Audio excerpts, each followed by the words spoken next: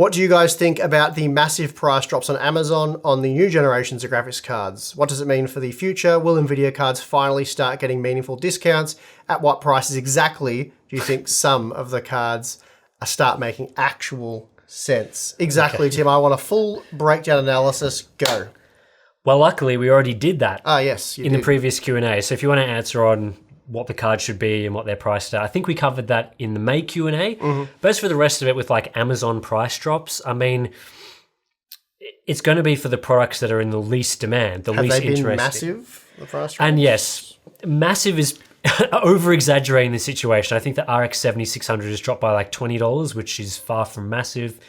The 7900 XT is probably more massive. It's over $100 discount now. More towards massive. But we're still not like a massive discount will be like 30% off, which is not the case.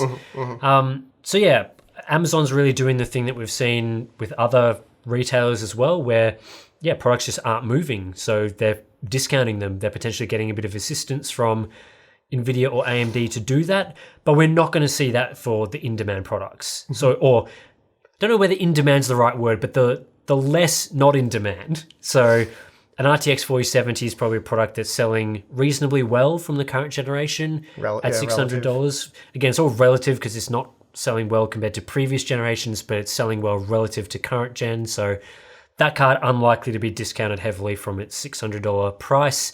But something like the 4080 has already dropped to $1,100-ish. Not sure about on Amazon, but certainly at Newegg, that's sort of a typical price.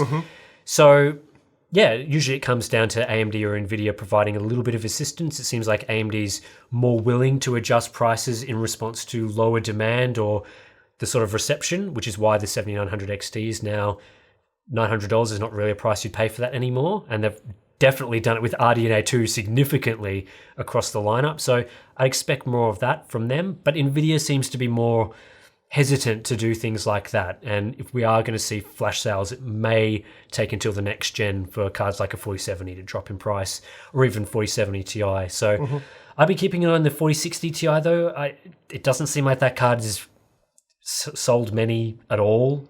Maybe we'll see some price cuts on that, like a 4080, but it's very new. So I mean, it really has to drop to $300 for it to be worth buying. Yeah, it's a big discount. That would be a massive discount.